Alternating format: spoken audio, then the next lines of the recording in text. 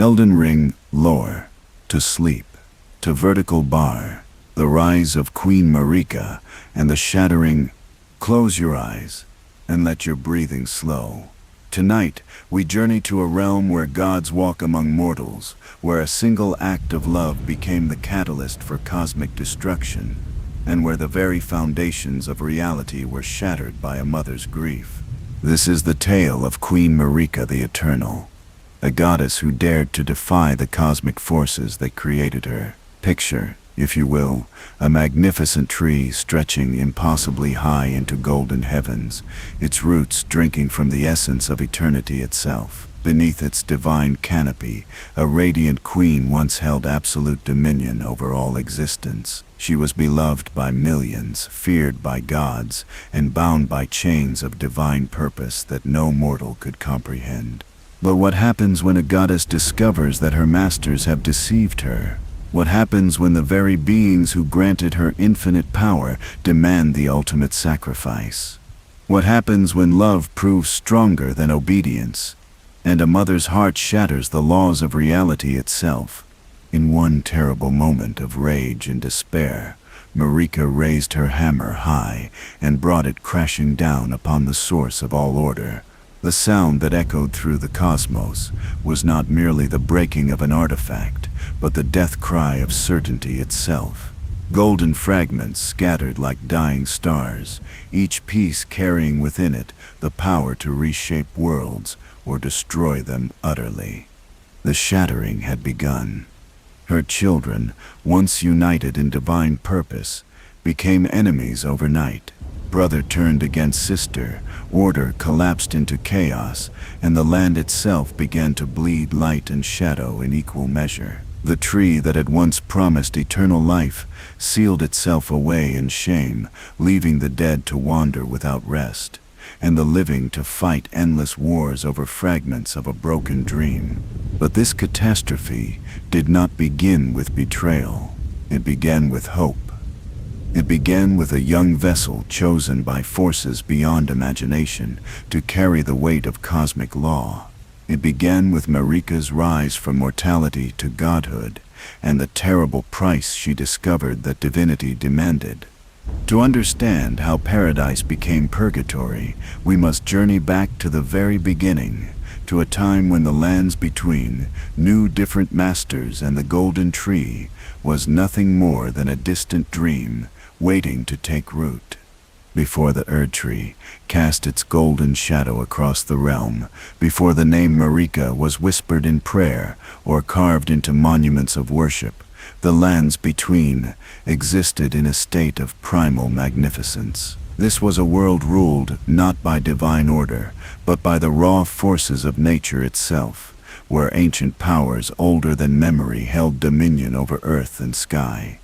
Dragons soared through crystalline heavens, their scales catching starlight as they wove between clouds that had never known the touch of mortal hands. These were not mere beasts, but living embodiments of the storm itself, creatures whose very breath could reshape mountains and whose thoughts moved with the slow, inexorable power of geological ages. Greatest among them was Placidusax, the ancient dragon lord, whose 4 heads gazed simultaneously into past, present, future, and the spaces between time where possibility lived unbounded.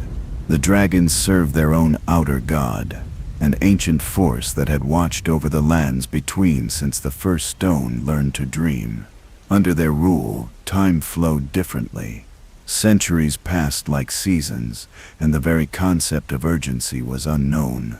The dragons built no cities, for they themselves were living monuments. They wrote no histories, for their memories stretched back to the birth of consciousness itself. In the far reaches of the realm, where the earth burned with primordial fire, the fire giants tended flames that had been kindling since the world was young. These towering beings, each one a mountain given life and purpose, served as guardians of the fell god of fire. Their flames were not destructive, but creative, the essential force that allowed matter to transform from one state to another. In their great forges, Reality itself was reshaped according to patterns older than the stars. The giants understood secrets that later ages would forget, that destruction and creation were not opposites, but partners in an eternal dance, that endings were merely beginnings wearing different masks, that true immortality lay not in preservation, but in endless transformation.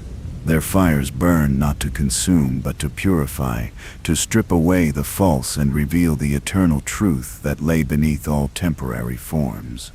Deep beneath the earth, in caverns that stretched down toward the molten heart of the world itself, the Nox civilization flourished in eternal twilight. These pale, graceful beings had long ago abandoned the surface world, choosing instead to pursue knowledge in the deep places where starlight never reached. They were masters of gravity and void, wielders of silver tears that could pierce the veil between dimensions.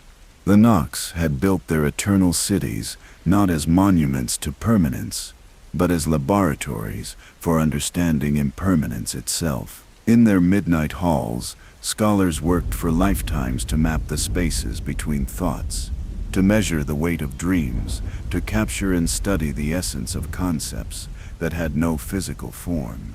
They sought to understand the fundamental forces that bound reality together, not to control them, but to comprehend their true nature. Among the Nox walked beings of living silver, artificial life forms created not from flesh and blood, but from liquid starlight and crystallized intention. These silver tears could take any shape, assume any identity, yet they remained fundamentally apart from the forms they copied.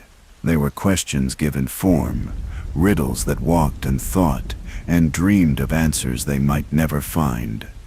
In the spaces between these great civilizations, smaller peoples made their homes according to older ways.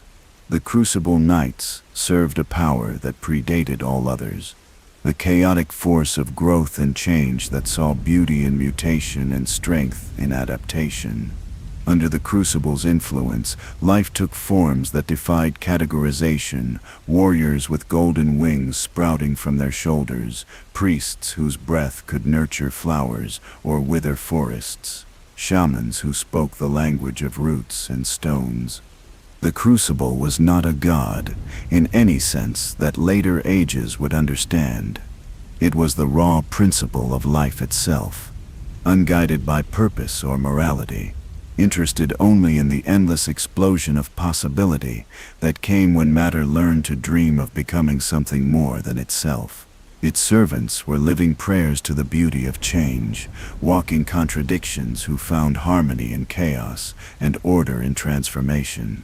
This was the world into which the greater will cast its gaze from beyond the furthest stars. From the void between galaxies, this cosmic intelligence had watched the lands between for eons, studying the delicate interplay of forces that kept reality stable while allowing for growth and change. The greater will was not evil, nor was it entirely good. It was order itself, the mathematical principle that allowed 2 + 2 to equal 4 in every possible universe. But order without purpose is merely pattern, and pattern without meaning is only decoration. The greater will understood that to truly transform the lands between according to its vision, it would need more than cosmic authority. It would need a vessel, a bridge between its infinite perspective and the finite needs of mortal hearts. It would need someone who could carry the weight of divine law while still remembering what it meant to hope, to fear, to love.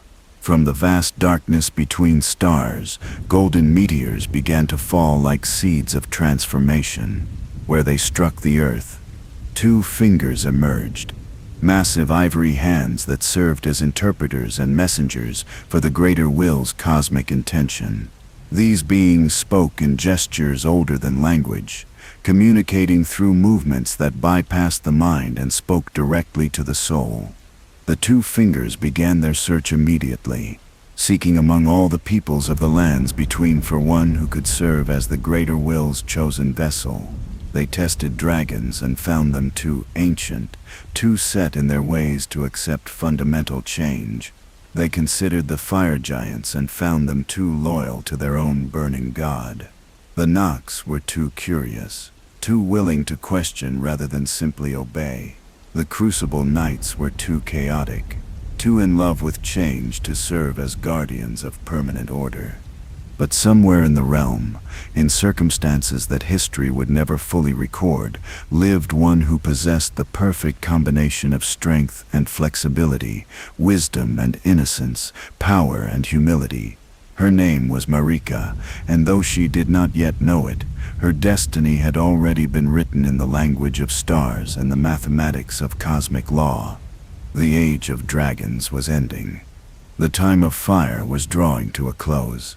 The era of chaotic growth would soon give way to something unprecedented in the history of the lands, between an age of golden order, where every soul would know its place, and every heart would beat in harmony with divine purpose. The greater will had found its vessel, and the transformation of everything was about to begin. In the twilight years of the ancient world, when the last dragons still remembered their forgotten god, and the embers of the giants' fires had begun to dim, the two fingers found her. Marika stood at the crossroads of destiny, though she could not have comprehended the magnitude of the choice that lay before her. History has lost the details of her mortal origins, but whispers speak of a woman of the Numen people, beings who possessed an innate understanding of the spaces between life and death, between the material and the divine. The Numen were not numerous, but they were touched by something beyond ordinary human experience. They lived longer than most mortals, their bodies aging slowly, while their minds accumulated wisdom that seemed to come from sources beyond their own experience. They were natural mediators between realms, capable of perceiving layers of reality that remained invisible to others. In Marika, these gifts had manifested with unprecedented intensity. When the two fingers first approached her, Marika experienced visions that would have shattered lesser minds. She saw the cosmic architecture that held reality together, the vast mechanisms of cause and effect that governed everything from the fall of a single leaf to the birth and death of stars. She witnessed the greater will itself, not as a being but as a principle, so fundamental that questioning it would be like questioning the concept of existence itself. The transformation was not instantaneous. The greater will understood that divinity forced upon an unwilling vessel would create only madness and destruction. Instead, it began a gradual process of elevation, slowly expanding Marika's consciousness until she could comprehend the responsibilities that awaited her. Each day brought new revelations, new understanding of the intricate balance that kept the lands between from sliding into chaos. Marika learned that order was not tyranny, but harmony, not restriction, but the foundation that made freedom possible. She saw how the dragon's ancient rule had grown stagnant, how the giants' fires burned without purpose, how the Nox delved into mysteries that could unravel the fabric of reality itself. The greater will showed her a vision of what the realm could become, a place where every soul found its proper place, where conflict was resolved through understanding rather than violence, where death itself would lose its sting. As her power grew, so did her responsibility. The greater will bestowed upon her the ability to perceive the threads of fate that connected all living things, to see how individual choices rippled outward to affect countless others. She could sense the suffering of the innocent, the ambitions of the corrupt, the dreams of the hopeful and the despair of the lost. The weight of all this awareness might have crushed a normal person, but Marika found within herself reservoirs of compassion and strength that seemed to deepen with each passing day. The first great test of her evolving divinity came when she encountered Placida Sax in the storm clouds above the ancient capital. The Dragon Lord had sensed the growing power of the greater will and had come to challenge this upstart deity who dared to claim dominion over his realm. The battle was not one of claws and flame, but of competing visions of reality itself. Placidus Axe embodied the beauty of eternal stasis, of a world where time moved in great cycles, but nothing fundamentally changed. His vision offered peace through repetition, comfort through predictability. Marika, by contrast, represented the potential for growth, for transformation, for the painful but necessary evolution that allowed life to reach towards something greater than itself. The conflict raged across multiple dimensions of existence. In the physical realm, storm clouds gathered and dispersed in patterns that spelled out arguments in languages older than speech. In the realm of spirit, vast philosophical concepts took on form and substance, waging war with weapons forged from pure idea. The very foundations of reality trembled as two incompatible visions of truth struggled for supremacy. Marika did not defeat Placidus Axe through superior force, but through superior compassion. She showed him that his vision of eternal stability was actually a form of death, a gradual crystallization of life into beautiful but lifeless perfection. She demonstrated that growth required change, that love demanded the possibility of loss, that meaning could only exist in a world where choices mattered. The ancient Dragon Lord, faced with this revelation, withdrew to the space beyond time itself, accepting that his age had passed, and a new era was dawning. With the dragon's blessing secured, Marika turned her attention to the task of establishing the foundation for the new order. The Greater Will had shown her the design for the Elden Ring, an artifact that would serve as both symbol and substance of cosmic law. Creating it required her to delve deep into her own essence, to extract from her divine nature the fundamental principles that would govern all existence in the lands between. The forging of the Elden Ring was an act of cosmic birth. Marika gathered within herself all the scattered energies of creation, the wild forces that had previously operated according to no higher plan. She wove together concepts that had never before been united: the life force of the crucible, the transformative fire of the giants, the contemplative wisdom of the Nox, the temporal stability of the dragons. From these disparate elements, she created something entirely new, a golden circle that contained within its structure the very laws that would govern reality. Each rune within the ring represented a different aspect of existence. The rune of death gave meaning to life by ensuring that all things must eventually end, creating the precious urgency that made each moment valuable. The rune of rebirth promised that endings were not final, that new forms of life would always emerge from the ashes of the old. The rune of order provided the stable framework within which all other forces could operate safely. But the ring was more than the sum of its parts. It was alive in a way that transcended ordinary understanding, possessing a will and purpose that extended beyond its creator's intentions. Marika discovered that she had not simply created a tool, but had given birth to a cosmic principle that would shape the development of the lands between for ages to come. The ring would be both her greatest achievement and, ultimately, the source of her greatest sorrow. The establishment of the Golden Order followed naturally from the creation of the ring. Marika understood that divine law without mortal understanding was merely tyranny, while mortal freedom without divine guidance led inevitably to chaos. The Golden Order she established was designed to be a bridge between these extremes, a system that honored both human agency and cosmic necessity.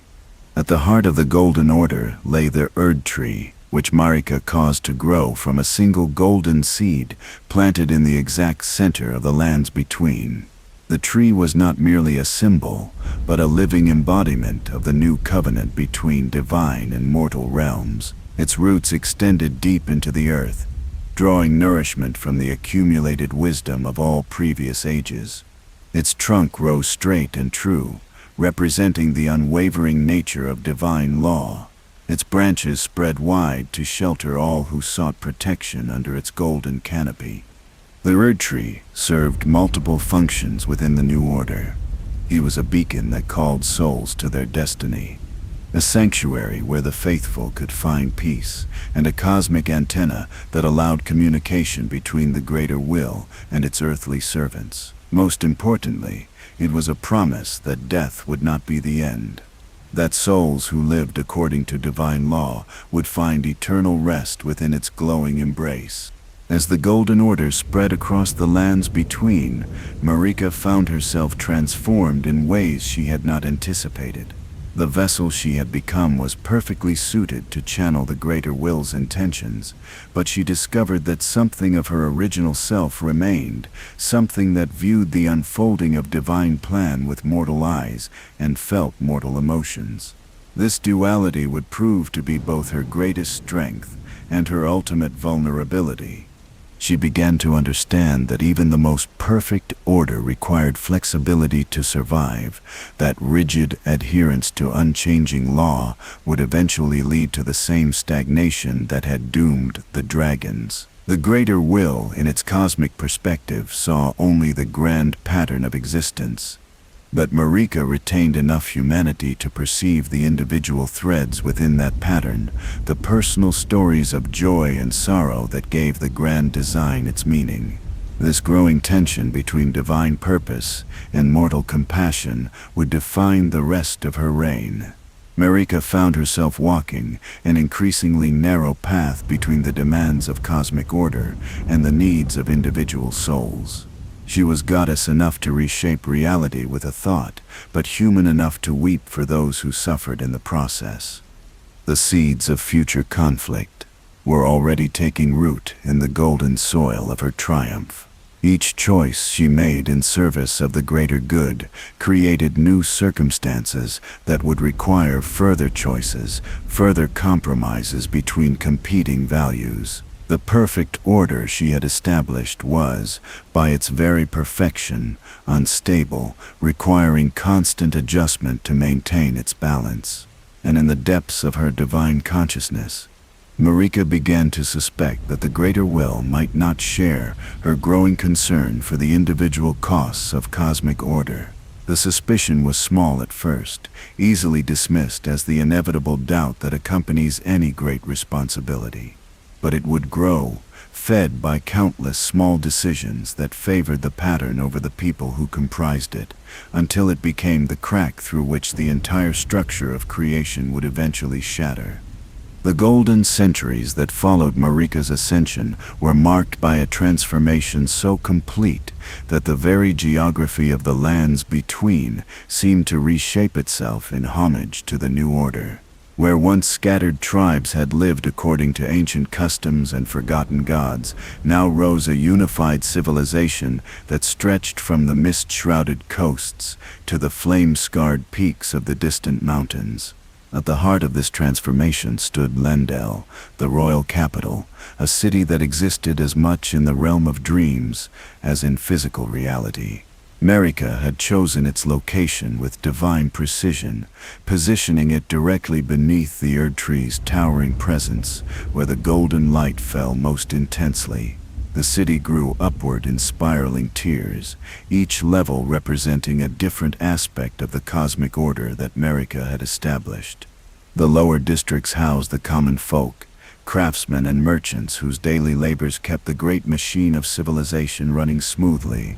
Their homes were modest but beautiful, built from golden stone that seemed to glow with its own inner light.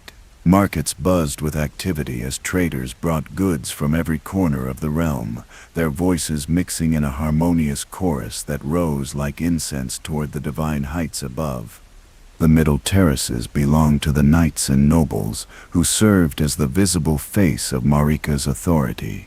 These men and women had dedicated their lives to upholding the Golden Order, and their devotion was rewarded with positions of honor and responsibility.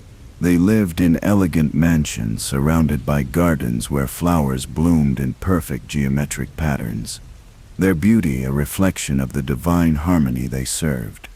At the summit of the city stood the royal palace, a structure so magnificent that mortal eyes struggled to perceive its true dimensions. Built from crystallized light and shaped by divine will, the palace existed partially outside normal space and time. Within its halls, Marika held court, receiving pilgrims and petitioners from across the realm, each one seeking guidance or blessing from the goddess who had become the living embodiment of order itself. But Lendel was only the beginning. From the capital, the influence of the Golden Order spread outward like ripples from a stone cast into still water. Marika's armies marched to every corner of the lands between, not as conquerors, but as missionaries, carrying the message of divine order to peoples who had lived in chaos for countless generations.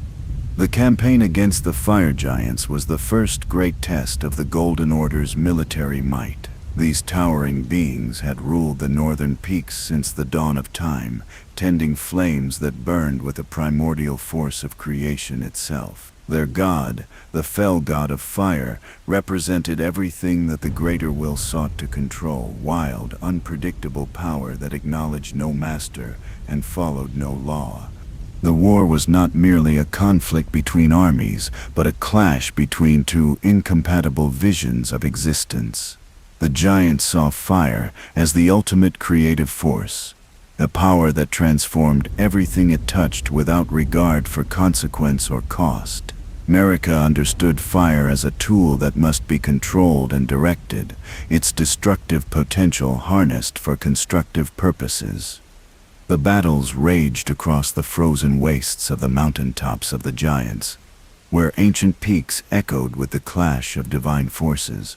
Marika herself led the final assault, wielding power that turned the very air to golden light. When the last of the giant warriors fell, she personally extinguished the fell god's flame, binding it within a massive forge that would never again burn without her permission. Yet even in victory, Marika showed mercy. She spared the last of the giants, binding him with oaths rather than destroying him entirely. This act of compassion would later be seen as either wisdom or weakness, depending on the perspective of those who judged her choices. The giant would tend the flame in perpetual servitude, ensuring that its power remained available for the benefit of the Golden Order, while never again threatening its stability. The subjugation of the ancient dragons required a different approach entirely. These beings were too proud to submit to force and too intelligent to be deceived by false promises. Marika chose instead the path of negotiation, offering the dragons a place of honor within the new order in exchange for their acknowledgement of her supremacy. The agreement she reached with the remaining dragon lords was complex and nuanced, allowing them to retain their dignity while accepting the reality of changed circumstances. The dragons would serve as guardians and advisors, their ancient wisdom helping to guide the development of the Golden Order. In return, they would be granted territories where they could live according to their own customs, provided those customs did not conflict with the fundamental laws that Marika had established. This arrangement proved beneficial to both sides. The dragons brought to the Golden Order a perspective that spanned geological ages, helping Marika to see the long-term consequences of her decisions. The Order, in turn, provided the dragons with a sense of purpose that their previous existence had lacked. No longer were they simply guardians of an eternal status quo, now they were participants in the unfolding of destiny itself. The integration of smaller peoples and tribes required still different strategies. The Cleanrot Knights of Caelid pledged their loyalty freely, drawn by Marika's promise of order without oppression. The scholars of Raya Lucaria initially resisted, fearing that the Golden Order would stifle their pursuit of knowledge. But they were eventually won over by Marika's assurance that wisdom and faith could coexist peacefully. Some groups required more persuasive measures.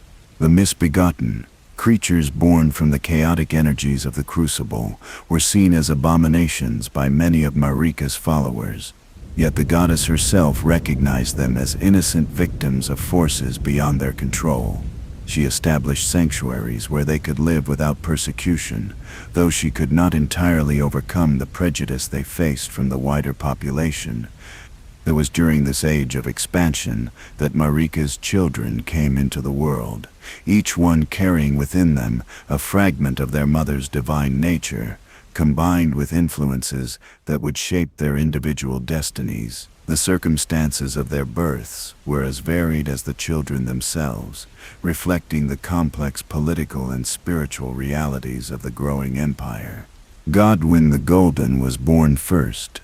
During the height of Marika's power and confidence, he embodied all the virtues that the Golden Order celebrated: courage without cruelty, strength without arrogance, leadership without tyranny. From his earliest days, it was clear that he would be a worthy heir to his mother's legacy, a living symbol of what the Golden Order could achieve when its ideals were perfectly realized. The twins Morgott and Moog came into existence under less auspicious circumstances. Born as omens, their bodies twisted by the chaotic energies that the Golden Order sought to suppress, they represented a profound challenge to Marika's worldview. How could beings born of divine blood carry within them the very forces that her order was designed to eliminate? Rather than see them destroyed, as many of her advisors counseled, Marika chose to hide them away, confining them to the depths beneath Lendel, where their existence would not challenge the public perception of divine perfection. This decision would haunt her for the rest of her reign, a constant reminder that even the most perfect order could not account for every possibility. Radon, Rykard, and Rani were born of different circumstances entirely, their father being not Marika herself, but Radagon, the red-haired champion, who had emerged during the Wars of Expansion. These children carried within them not only divine heritage, but also the complex legacy of their father's own mysterious origins and dual nature. Radon grew to become a warrior of legendary prowess, his strength so great that he could hold the very stars in their courses through sheer force of will. He embodied the martial virtues that the Golden Order required for its protection, yet his power was so vast that it sometimes seemed to exist beyond the boundaries of law and order. Rykard developed an interest in the forbidden arts, drawn to knowledge that lay outside the approved boundaries of Golden Order doctrine. His pursuit of blasphemous wisdom would eventually lead him down paths that even his divine heritage could not protect him from, transforming him into something that challenged the very foundations of the order he had been born to serve. Rani proved to be the most enigmatic of all Marika's children, her interests lying not in the material world, but in the cosmic forces that shaped reality from beyond the boundaries of ordinary perception. From her earliest years, she seemed to be listening to voices that no one else could hear, following guidance that came from sources far removed from the Golden Order's teachings. The youngest of Marika's children, Michaela and Melania, were twins cursed from birth, yet blessed with powers that defied easy understanding. Michaela bore the curse of eternal youth, his body refusing to mature while his mind grew ever wiser and more compassionate. Melania carried within her the seed of the scarlet rot, a force of decay that would eventually transform her into something both beautiful and terrible. Each of these children represented a different aspect of the complex legacy that Marika was creating through her reign. They were living embodiments of the tensions and contradictions that lay at the heart of the Golden Order, the inevitable result of trying to impose perfect harmony upon a reality that was inherently chaotic and unpredictable. As the Golden Age reached its zenith, Marika found herself surrounded by the fruits of her labors, a unified realm where justice prevailed, where the strong protected the weak, where knowledge flourished under the guidance of divine wisdom. Yet she could not shake the growing sense that something fundamental was missing from her grand design. The perfection she had achieved was static, beautiful, but lifeless, like a flower preserved in crystal. The souls under her protection were safe and well cared for. But they had lost something essential in the process. The wild unpredictability that made life worth living. The possibility of failure that gave meaning to success. The presence of death that made each moment precious. Most troubling of all, Marika began to notice that the greater will itself seemed to be changing in response to the success of the Golden Order. What had once been a benevolent cosmic principle concerned with the welfare of all creation was gradually becoming something more demanding, more rigid in its expectations. The success of the Golden Age had created new possibilities and new problems, and the greater will's solutions to those problems were becoming increasingly harsh. The stage was being set for conflicts that would test not only the strength of the Golden Order, but the very foundations of Marika's faith in the cosmic forces that had elevated her to godhood. The perfect world she had created was about to discover that perfection itself could become a form of prison, and that even gods could find themselves trapped by the consequences of their own best intentions. The first cracks in the golden facade appeared not as dramatic ruptures, but as subtle inconsistencies that only the most perceptive observers could detect. In the depths of Lendel's sewers, where the omens were confined to live their shameful existence, strange hymns could be heard echoing through the tunnels. These were not the approved liturgies of the Golden Order, but older songs, melodies that seemed to call forth powers that predated Marika's rule. Above ground, the citizens of the capital continued their daily lives in apparent contentment, but careful listeners might have noticed changes in their conversations. Where once they spoke of the future with certainty and hope, now their words carried undertones of anxiety, as if they sensed approaching storms that had not yet appeared on any horizon. The source of this growing unease lay not in any external threat, but in the very success of the Golden Order itself. Marika had created a system so perfect that it had begun to calcify, becoming rigid where it should have remained flexible, demanding conformity where it should have celebrated diversity. The cosmic forces that had once worked in harmony were beginning to pull in different directions, creating tensions that threatened to tear apart the careful balance she had established. Among the first to sense these changes were the scholars of Raya Lucaria, whose studies of fundamental forces made them sensitive to fluctuations in the cosmic order. They began to report anomalies in their research, experiments that yielded results inconsistent with established magical theory. Some spoke quietly of observing new forms of energy that seemed to operate according to principles antithetical to those that governed the Golden Order. These scholarly concerns might have remained confined to academic circles, but they coincided with more troubling developments in the political sphere. Representatives from various regions began arriving in Lendel with reports of unusual phenomena, crops failing despite ideal growing conditions, animals behaving strangely, as if responding to signals no human could perceive, and most disturbing of all, people disappearing without explanation, leaving behind only cryptic messages that spoke of seeking truth beyond the boundaries of acceptable knowledge. Marika initially dismissed these reports as the inevitable growing pains of a rapidly expanding civilization. Every great empire faced challenges as it matured, and she was confident that the institutions she had established were strong enough to adapt to changing circumstances. The two fingers, when consulted, offered reassurances that the greater will remained satisfied with the progress of the Golden Order, and that any difficulties were temporary setbacks rather than fundamental problems. But beneath the surface of official optimism, more serious concerns were taking root. The children of Marika, each gifted with divine insight in their own way, began to express doubts about the direction their mother's empire was taking. These were not rebellious complaints, but thoughtful observations from individuals who had inherited both the ability and the responsibility to perceive truths that others might miss.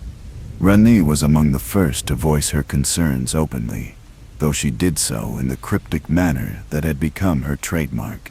During a formal court ceremony, she spoke of having dreams in which the stars themselves seemed to be struggling against invisible chains, their light growing dimmer as some unseen force attempted to bind them in fixed patterns. Her words might have been dismissed as poetic fancy, but those who knew her understood that her visions often contained prophetic elements that deserved serious consideration. Rickard's concerns took a more academic form. His studies of the fundamental forces that governed reality had led him to discover what he termed contradictions in the cosmic code, places where the laws established by the Elden Ring seemed to conflict with deeper principles of existence. He theorized that the Golden Order, in its attempt to create perfect harmony, had actually suppressed natural processes that were essential for the long-term stability of reality itself. Even Godwyn, most loyal of all Marika's children, began to express subtle reservations about certain aspects of the Golden Order's policies. As a warrior who had fought in many of the campaigns that expanded the Empire's borders, he had seen firsthand how the imposition of order could sometimes create more suffering than it prevented. His reports from the field painted a complex picture of a realm that was unified in name, but still divided by deeper tensions that no amount of golden light could fully illuminate.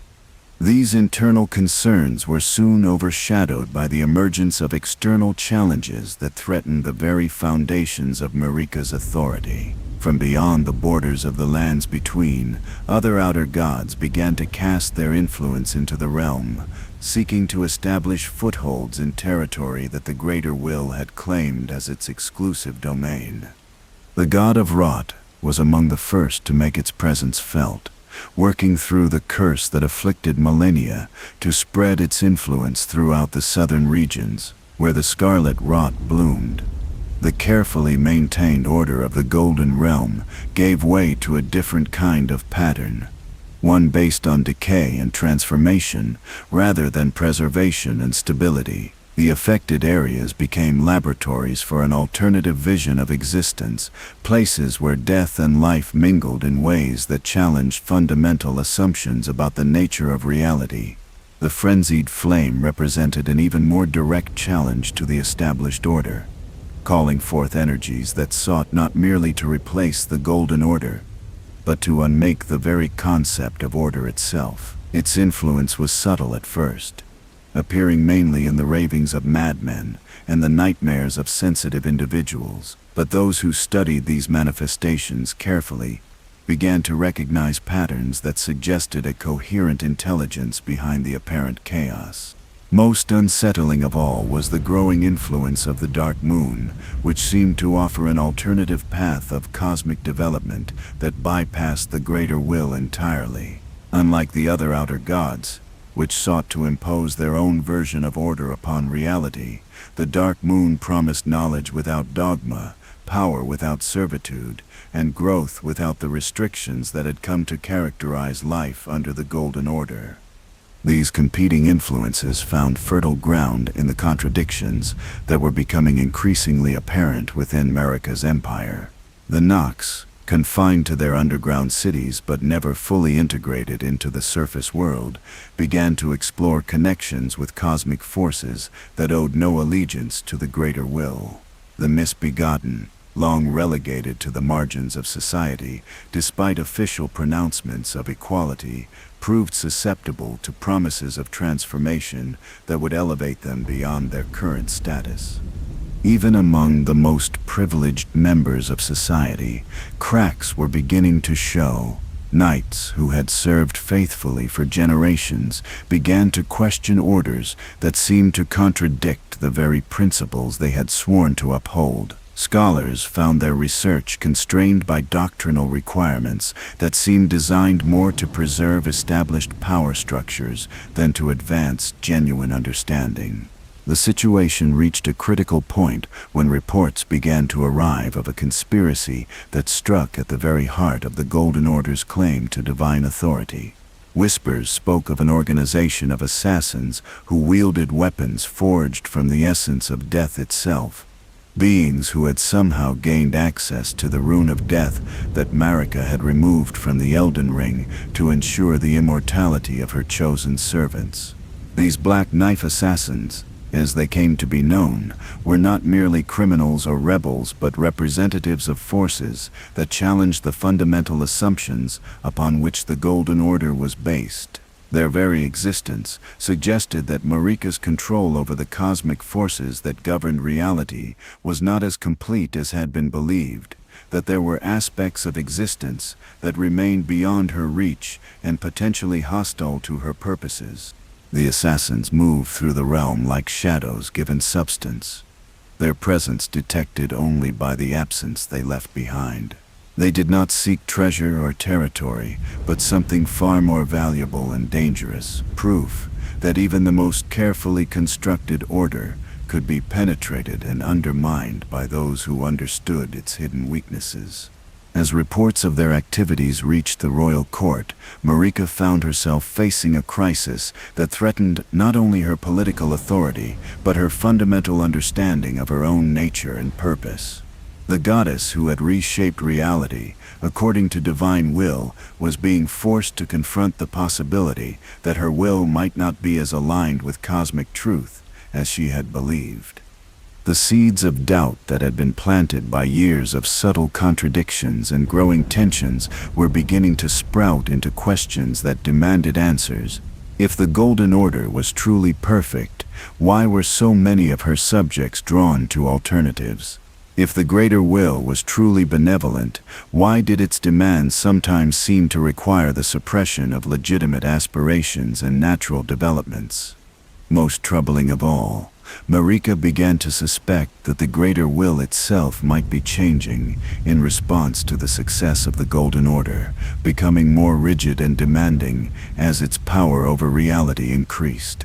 The cosmic principle that had once seemed like a benevolent guide was beginning to resemble something more like a jealous master, unwilling to tolerate any deviation from its prescribed path. The stage was set for a confrontation that would test not only Marika's power, but her very identity as a bridge between divine and mortal realms. The perfect order she had created was about to face its greatest challenge, not from external enemies, but from the contradictions and tensions that had been building within its own foundations since the moment of its creation. The night that would forever divide the history of the lands between began with silence so profound that even the wind seemed to hold its breath. In the depths of Lendel, where golden spires reached toward stars that had grown strangely dim, Marika stood alone in the chamber that housed the Elden Ring. The artifact that had once been her greatest triumph now felt like a weight upon her soul, its golden radiance casting shadows that seemed to whisper of truths she was no longer certain she wanted to hear. The revelation had come to her gradually, like dawn breaking over a landscape she had thought she knew but was now seeing clearly for the first time. The greater will, the cosmic force she had served with unwavering devotion for countless centuries, was not the benevolent guide she had believed it to be. It was something far more calculating, far more willing to sacrifice individual lives for the sake of its grand design. The evidence had been accumulating for years, each piece falling into place with the inexorable logic of a trap closing around its victim. The exile of the tarnished, those warriors who had lost grace through no fault of their own, had been the first sign. These loyal servants had been cast out not because they had failed in their duties, but because their continued presence represented a potential challenge to the rigid hierarchy that the greater will was establishing. The confinement of the omens had been another piece of the puzzle.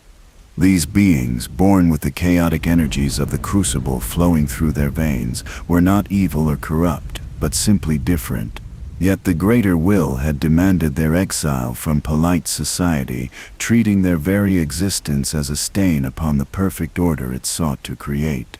Most damning of all had been the greater will's response to her questions about these policies. When Marika had sought guidance about showing mercy to the outcasts and the different, she had been told that such compassion was weakness, That true order required the elimination of all elements that could not be perfectly controlled. The cosmic force that had once seemed to embody justice was revealing itself to be something far more tyrannical.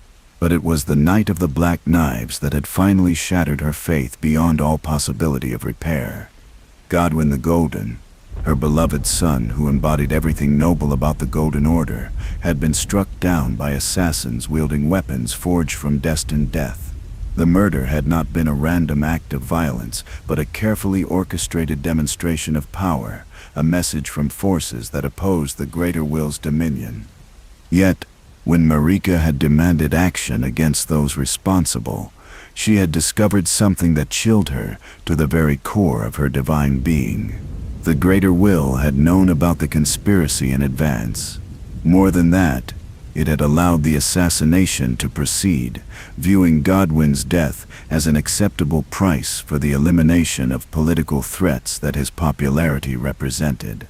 The cosmic intelligence that she had served so faithfully saw her son not as a beloved child, but as a potential source of instability, a figure whose charisma and nobility might eventually challenge the absolute authority that the greater will demanded. Godwyn's murder had been permitted because his death served the larger goal of consolidating power under a single, unquestionable source of authority. Standing before the Elden Ring, in that moment of ultimate disillusionment, Marika felt something break within her that had nothing to do with physical matter and everything to do with the bonds of faith and trust that had defined her existence since her ascension to godhood. The goddess who had reshaped reality in service of cosmic order was discovering that she had been nothing more than a tool, a means to an end that she was only now beginning to understand.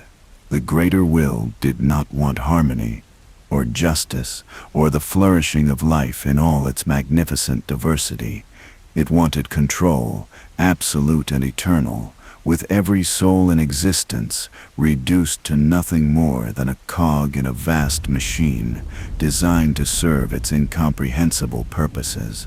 The golden order she had created was not a gift to the world, but a cage, beautiful and comfortable perhaps, but still a prison for all who lived within its boundaries. The decision to act came to her not as a sudden impulse, but as the inevitable conclusion of a logical process that had been building for years. If the greater will would not be reasoned with, if it could not be persuaded to show mercy or flexibility, then it would have to be defied. The perfect order it demanded was not perfection at all, but a kind of death, the crystallization of life into static patterns that could never grow or change or surprise. Marika raised the hammer that had once been used to forge the laws of reality, feeling its weight not just in her hands but in her heart. Every blow she was about to strike would echo through the cosmos, shattering not just the physical structure of the Elden Ring, but the entire framework of existence that had been built upon its foundation. She understood the magnitude of what she was about to do, the chaos that would inevitably follow, the suffering that would result from the collapse of order. But she also understood that some prices were worth paying, that there were fates worse than death and forms of suffering more terrible than chaos. A world where every soul was reduced to slavery, even comfortable slavery under benevolent masters, was not a world worth preserving. If destruction was the only path to genuine freedom, then destruction it would be. The first blow fell with a sound that shattered more than golden metal, more than crystallized law. It was the sound of a goddess choosing love over duty, compassion over obedience, the messy reality of individual lives over the clean abstractions of cosmic order. The Elden Ring, which had seemed indestructible in its divine perfection, cracked like a bell struck too hard, its harmonious resonance replaced by a discordant wail that spoke of fundamental forces thrown into disarray. The greater will's response was immediate and overwhelming. Cosmic fury poured down from the space beyond stars, a wave of divine wrath that would have incinerated any lesser being. But Marika was no longer the obedient vessel she had once been. Her rebellion had transformed her, awakening aspects of her nature that had been suppressed by centuries of service to another's will. She met the greater will's anger with her own, divine force clashing against divine force in a conflict that threatened to unmake reality itself. Yet even as she fought against her former master, Marika felt another presence stirring within her consciousness.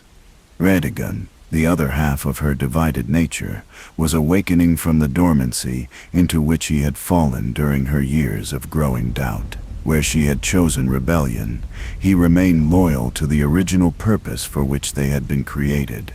Where she saw tyranny, he saw necessary order. Where she demanded freedom, he insisted upon duty. The internal conflict was more devastating than any external battle could have been. Marika found herself literally fighting against herself, her own nature, divided against itself in a struggle that had no possible resolution.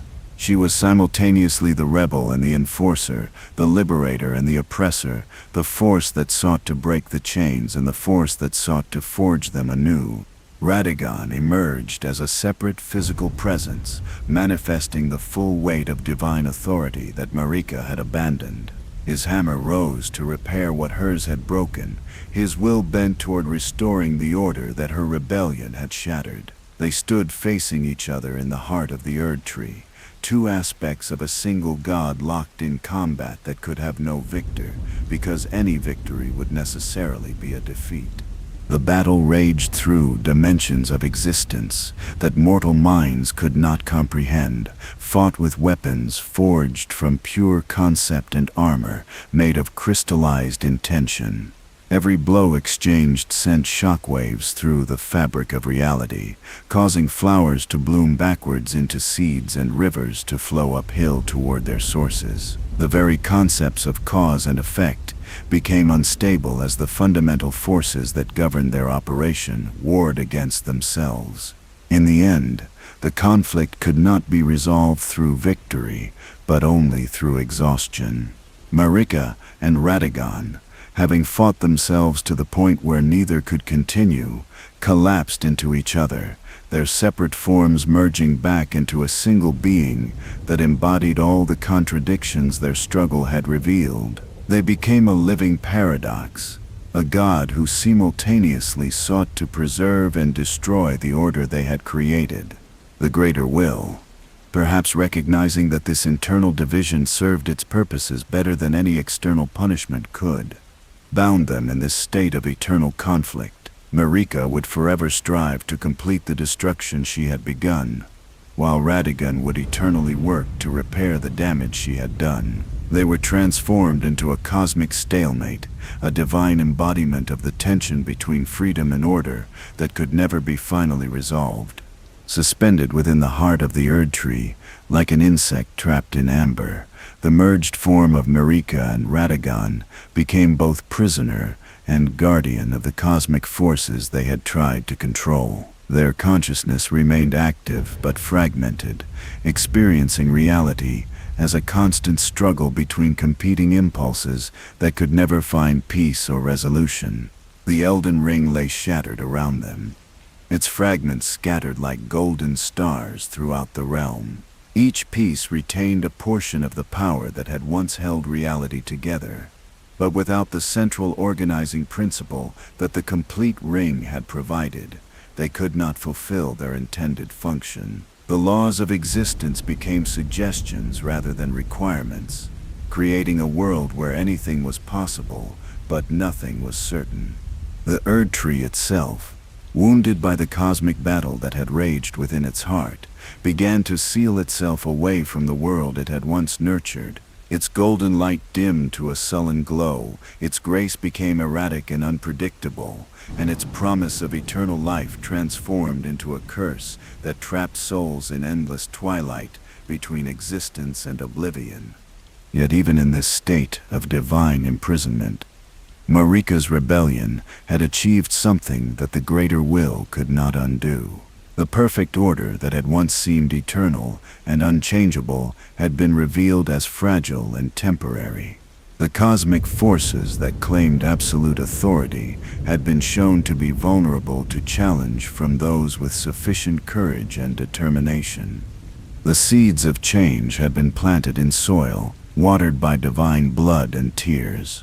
Though the immediate result was chaos and suffering, the possibility now existed for something genuinely new to emerge from the ruins of the old order. The lands between had been freed from one form of tyranny, even if they had not yet discovered what would replace it.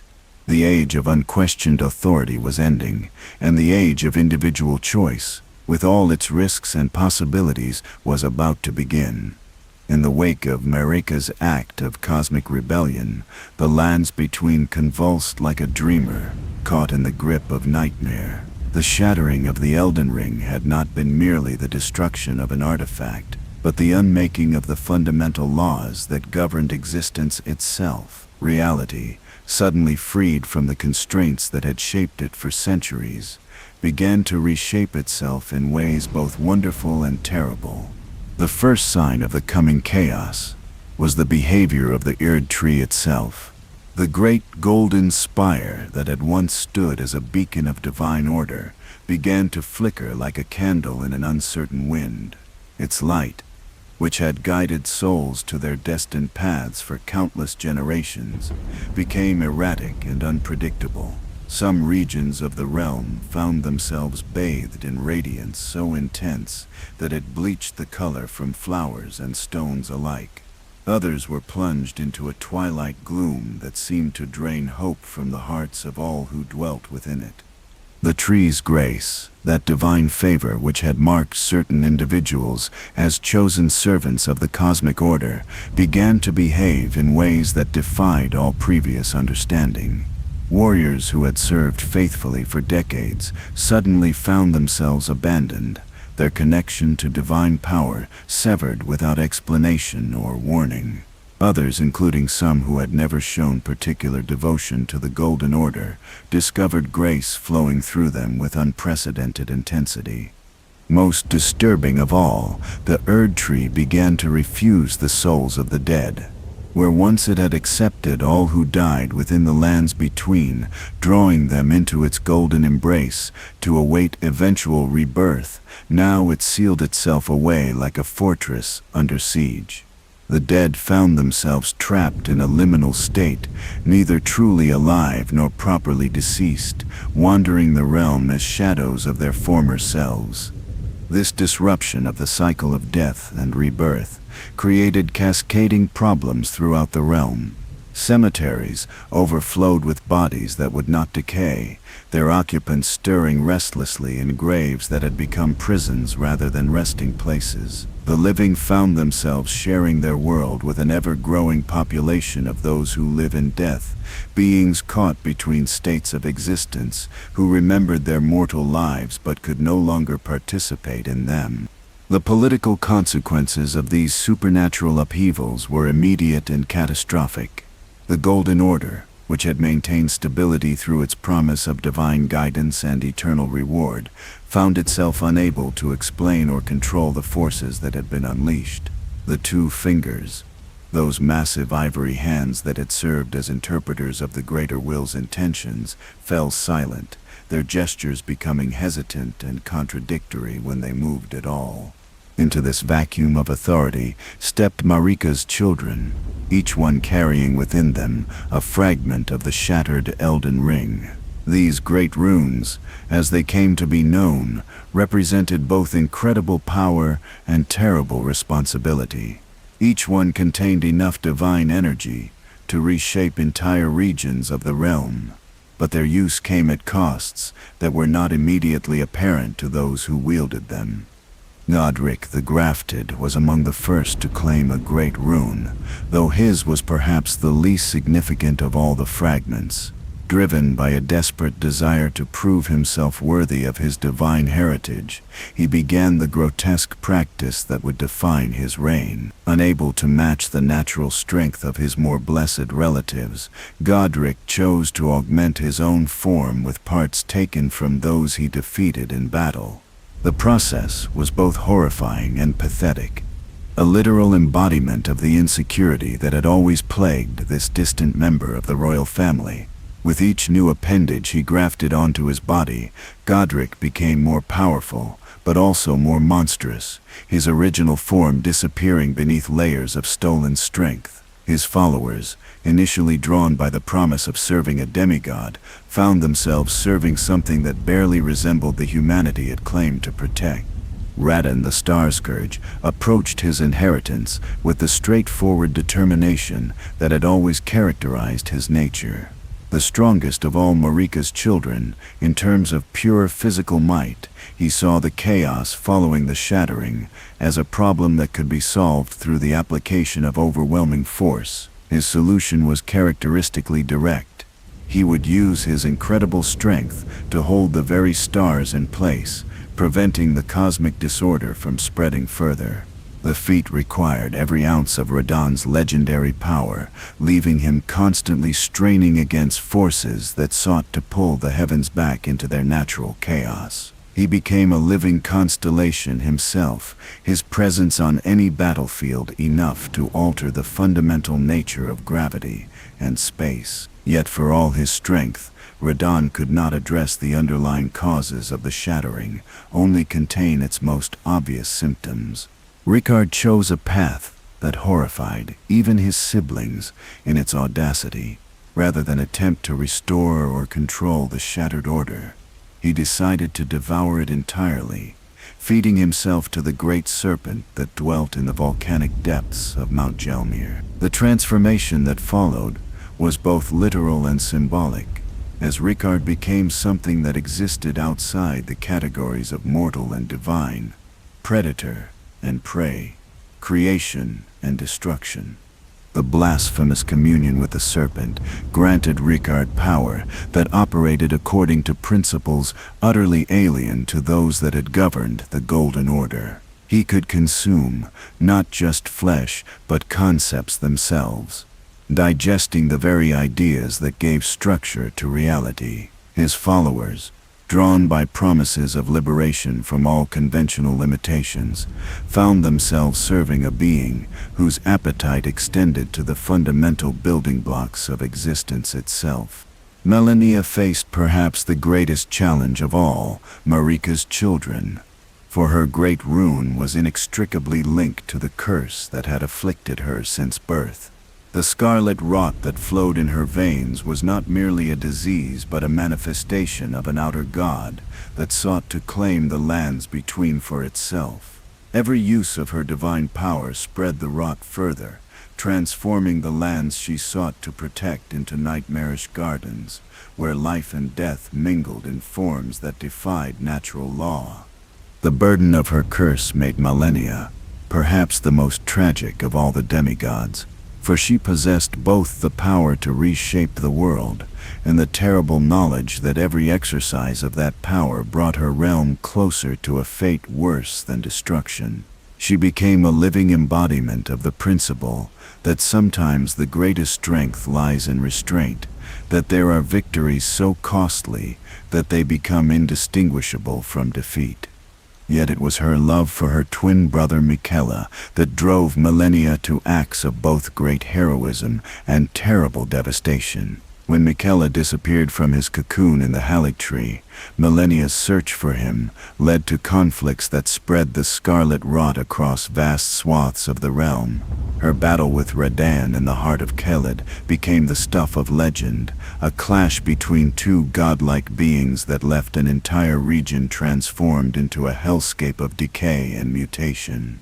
The war between Melania and Radon was fought not just with weapons, but with competing visions of reality itself. Radon's gravitational mastery clashed with Melania's power over life and death, their conflict creating zones where the normal laws of existence simply ceased to function. The battle's climax came when Millennia, faced with the possibility of defeat, chose to unleash the full power of the Scarlet Rot in a desperate gambit that left both combatants critically wounded and the surrounding lands permanently scarred. While their siblings waged open war, Ranni pursued a more subtle but equally ambitious strategy. The daughter, who had always shown more interest in cosmic mysteries than earthly politics, chose to reject the inheritance offered by the Elden Ring entirely, seeking instead to forge a connection with powers that lay entirely outside the greater will's influence. Her theft of the Rune of Death from the Elden Ring had been the catalyst for the Night of the Black Knives, but that theft had been only the first step in a plan of staggering scope and complexity. Ranni sought nothing less than to replace the current cosmic order with something entirely new, a system based on the cold logic of stars and void, rather than the warm certainties of golden light. The pursuit of her goals required Ranni to sacrifice her original form, discarding her physical body to become something more akin to a living idea than a conventional being. The process was agonizing and irreversible, cutting her off from many of the comforts and pleasures that had defined her mortal existence. Yet she accepted these costs willingly, driven by a vision of freedom that transcended any personal considerations. Her followers, drawn from among the most intellectually gifted inhabitants of the realm, found themselves serving a cause that required them to question everything they had previously believed about the nature of existence itself. The path Ranni offered was not comfortable or reassuring, but it promised something that the other demigods could not: genuine liberation from the cosmic forces that sought to control mortal destiny. As these conflicts raged across the lands between, the realm itself began to fragment in ways that went beyond mere political division. The shattering of the Elden Ring had weakened the barriers between different regions, allowing local conditions to become amplified to extremes that would have been impossible under the previous order. Caelid became a festering wound upon the landscape, its scarlet rot spreading like a malignant cancer that transformed everything it touched. Larinia's lakes began to exhibit strange properties, their waters reflecting not the sky above, but glimpses of other worlds and other possibilities. The underground regions that had once been carefully sealed began to break open, releasing influences that had been contained for good reason. The ordinary people of the realm, caught between the warring ambitions of their former rulers, found themselves adapting to a world where the fundamental rules of existence had become negotiable. Some thrived in this new environment, discovering abilities and opportunities that the rigid structure of the Golden Order had never permitted. Others were crushed by forces they could neither understand nor control, becoming casualties of conflicts that operated on scales beyond human comprehension. Yet, even in the midst of chaos and suffering, there were those who saw in the shattering not just destruction but opportunity. The breaking of the old order had created spaces where new forms of life and thought could emerge, where individuals could shape their own destinies rather than accepting roles assigned by cosmic authority.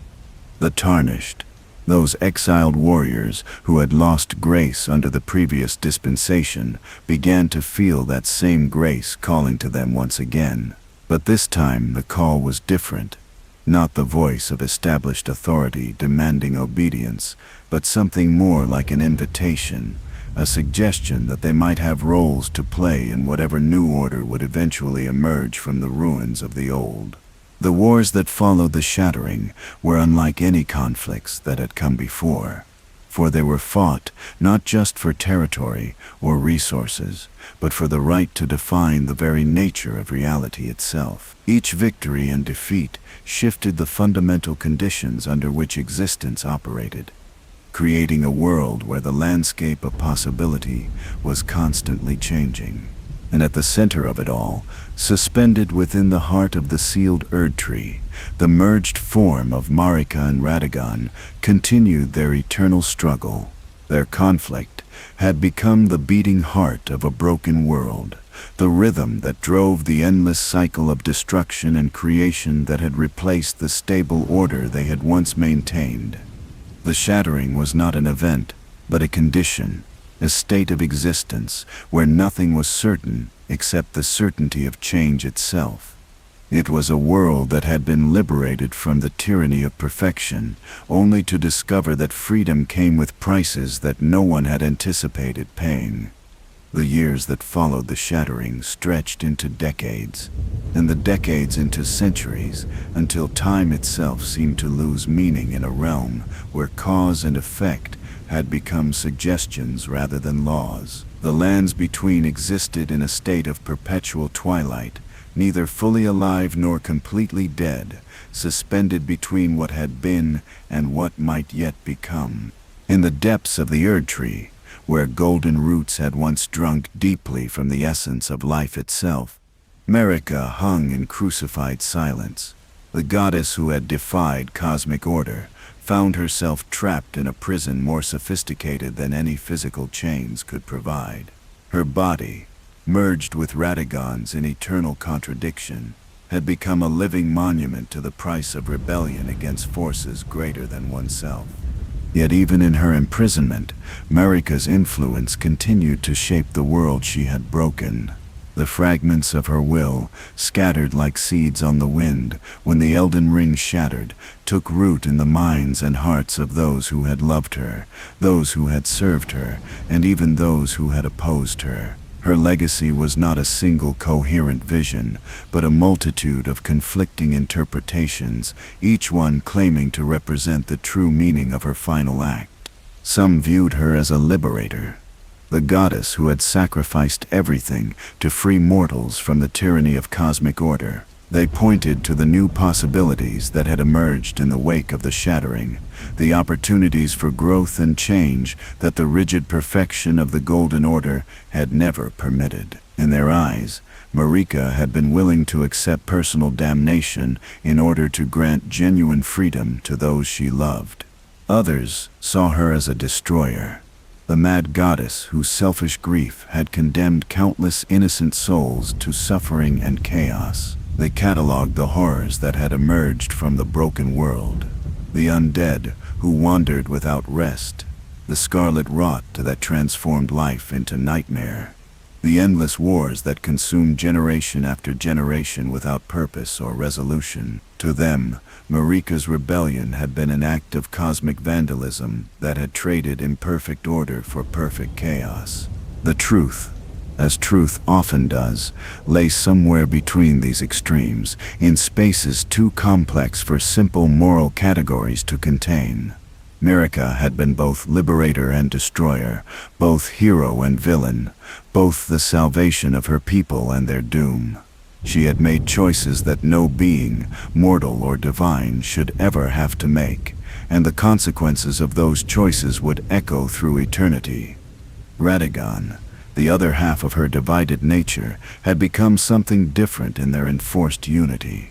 Where Marika's consciousness burned with unquenched rebellion, his mind worked with mechanical precision to repair the damage she had done. He spent every moment of their shared existence attempting to restore the Elden Ring, gathering its scattered fragments through pure force of will, and attempting to weave them back into their original pattern. Yet, Radagon's efforts were doomed to eternal failure, for Marika's will worked against him with equal determination. Every fragment he managed to draw together, she would scatter again. Every law he attempted to restore, she would bend back into chaos. Their merged form had become a cosmic engine of perpetual motion, generating neither progress nor true stasis, but something far more unsettling: the illusion of purpose without the possibility of achievement. The Erd Tree itself, wounded by the conflicts that had raged within its heart, had undergone its own transformation. Once a beacon of welcome that had called souls to their destiny, it had become a fortress sealed against the world it had once nurtured. The great golden doors that had stood open for countless generations were now barred by thorns of living light, barriers that would permit no entry to those who sought the tree's blessing. Most cruelly of all, the tree had ceased to accept the souls of the dead for the burial rites that would have granted them peace. This refusal created a fundamental disruption in the cycle of existence, trapping spirits in a liminal state between life and death that grew more agonizing with each passing year. The realm became populated by an ever-growing number of those who live in death, beings who remembered their mortal existence but could never return to it. The psychological impact of this supernatural crisis was perhaps even more devastating than its physical manifestations. The promise of eventual rest and rebirth had been one of the Golden Order's most comforting doctrines. The assurance that no matter how difficult life became, death would bring either peace or a chance for improvement. With that promise broken, many of the realm's inhabitants fell into despair so profound that it bordered on madness.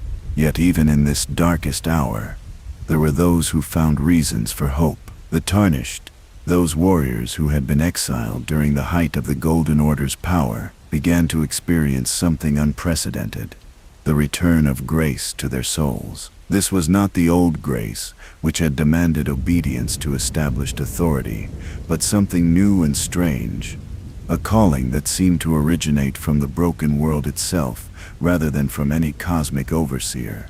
The nature of this new grace was fundamentally different from what had come before. Where the old grace had provided clear guidance and certain purpose, the new grace offered only suggestions and possibilities. It did not command but invited, did not compel but encouraged. Those who followed its guidance found themselves embarking on journeys that led not toward predetermined destinations, but toward choices that only they could make. These returning Tarnished brought with them perspectives that had been shaped by years of exile, by exposure to ways of thinking that lay outside the boundaries of the Golden Order's teachings. They had learned to survive without divine guidance, to make decisions based on their own judgment rather than cosmic decree. In a world where all certainties had been shattered, such experience was more valuable than any inherited nobility or divine blessing.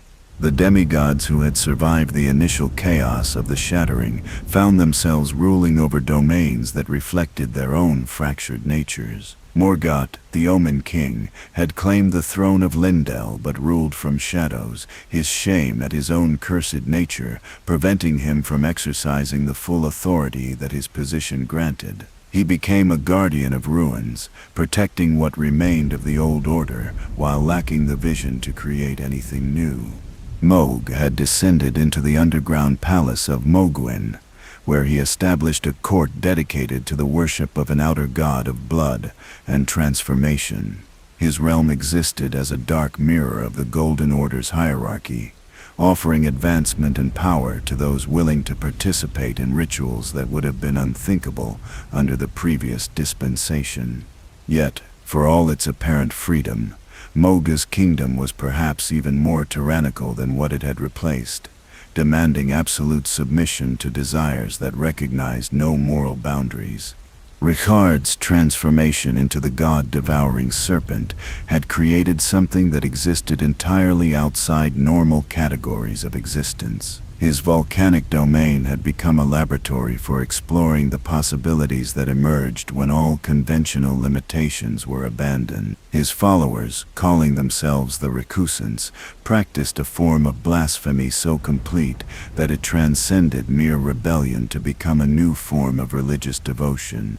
In the far reaches of the realm, Miquella's Halictree had grown into something magnificent and terrible, an alternative to the Erd Tree that promised healing for all the curses and afflictions that the Golden Order had been unable to cure. Yet the tree's promise came with costs that few understood, demanding transformations that might preserve life while fundamentally altering what that life meant.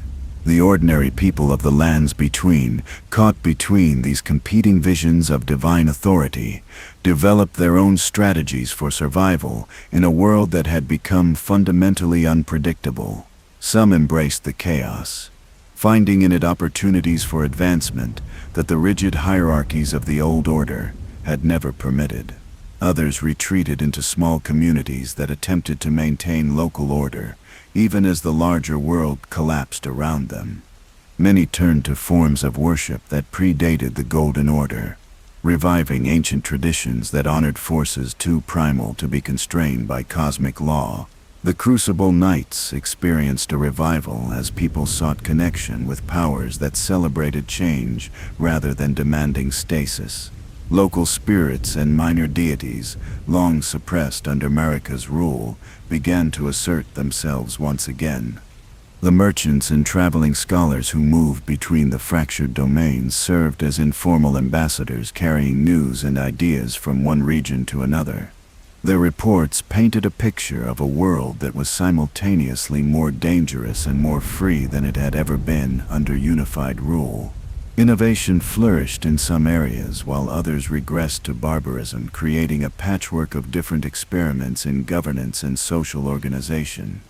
The most profound changes were perhaps those that occurred in the realm of knowledge and understanding. With the Two Fingers silent and the Golden Order's doctrines revealed as fallible, scholars were free to pursue lines of inquiry that had previously been forbidden. The result was an explosion of new discoveries and theories, some beneficial and others profoundly dangerous.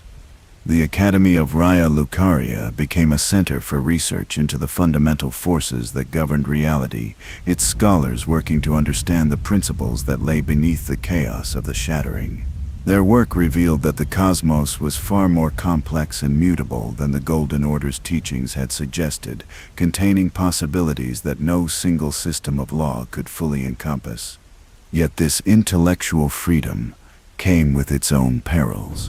On the way that the constraints that had previously guided magical research, some scholars delved into areas of knowledge that were actively hostile to sanity and life. The pursuit of truth without wisdom led to discoveries that would have been better left unmade, opening doors that should have remained forever sealed. The children who grew to maturity in this shattered world developed perspectives that their parents could barely comprehend. Having never known the certainties of the Golden Order, they approached existence with a flexibility that was both admirable and unsettling. They were more adaptable than previous generations, but also more prone to nihilism, having learned early that all apparent certainties were subject to change without notice. These young people became the first generation of true natives of the post-Shattering world, their minds shaped by chaos rather than order.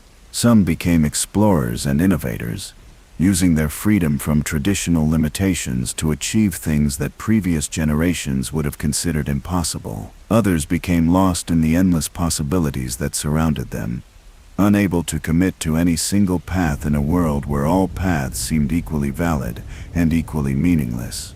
The passage of time in this broken realm followed patterns that defied normal understanding. Some regions experienced years in the span of days, while others seemed frozen in eternal moments that stretched across decades. The fragmentation of the Elden Ring had damaged not just the laws that governed space and matter, but those that regulated the flow of time itself. This temporal instability created pockets where past and future began to blur together, where actions could have consequences that preceded their causes, where effects could manifest without any apparent origin.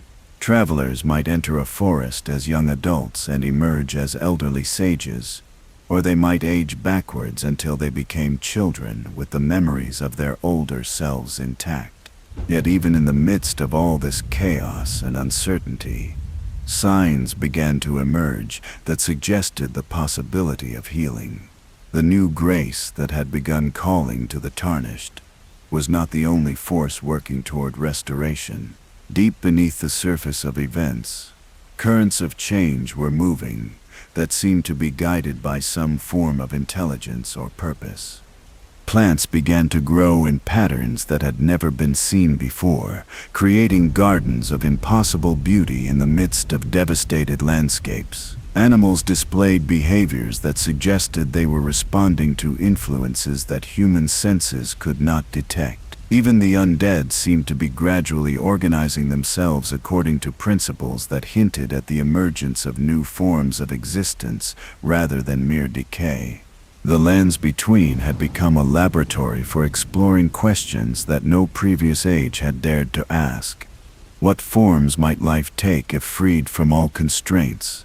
What new types of consciousness might emerge if the boundaries between individual minds became permeable? What would happen if the distinction between creator and creation, between cause and effect, between self and other, were allowed to dissolve entirely?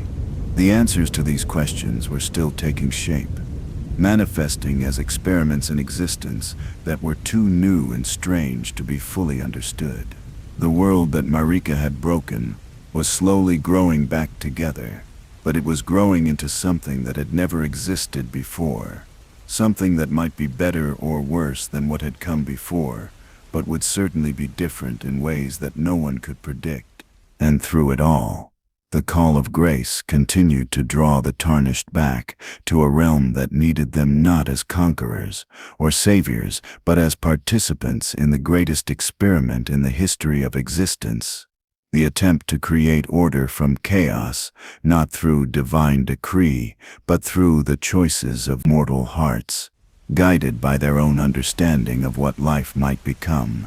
Within the sealed heart of the Erd Tree, where golden light had crystallized into something harder than diamond and more fragile than morning dew, Marika existed in a state that defied every category mortals had invented to describe the boundaries between life and death, consciousness and oblivion, freedom and imprisonment. Her physical form hung suspended in the amber-like substance that had once been pure, divine radiance. Her body merged with Radagon's in ways that created a living contradiction. Where her flesh ended and his began had become impossible to determine, as if the very concept of individual identity had been dissolved in the crucible of their cosmic conflict. Their shared form bore the wounds of their eternal struggle, cracks that ran through divine flesh like fault lines in the foundation of reality itself. Yet for all the physical unity that had been forced upon them, their consciousness remained distinct and eternally at war. Marika's thoughts burned with undiminished rebellion, her mind constantly working to find new ways to complete the destruction she had begun. Every moment of their imprisonment was spent in active resistance against the forces that sought to use her as a vessel for cosmic order. Her will bent toward ensuring that the Elden Ring could never be fully restored. The nature of her confinement was more sophisticated than any physical prison could ever be. The greater will had not simply locked her away, but had made her part of the very mechanism that she sought to destroy. Her divine essence had become the power source for the attempts to repair the Elden Ring. Her rebellion the fuel that drove the efforts to restore the order she had shattered. Every act of defiance strengthened the system she opposed, creating a feedback loop of frustration that might have driven a lesser being to madness. But Marika had transcended madness long ago, passing through it into a realm of clarity so profound that it bordered on the incomprehensible. Her consciousness had expanded beyond the confines of individual identity, becoming something more like a force of nature than a person in any conventional sense. She perceived reality from multiple perspectives simultaneously, seeing the consequences of actions before they were taken, understanding the connections between events separated by vast distances of space and time. This expanded awareness came with its own form of torture, for she could see clearly the suffering that her choices had caused, while being powerless to directly alleviate it. She watched as the realm she had once ruled descended into chaos and conflict, as her children turned against each other in wars that had no possible victors, as countless innocent souls paid the price for her rebellion against cosmic tyranny. Yet she also saw things that others could not perceive. patterns of possibility that suggested her sacrifice had not been entirely in vain. The chaos that had followed the shattering was not random destruction but a necessary clearing away of structures that had become too rigid to accommodate genuine growth.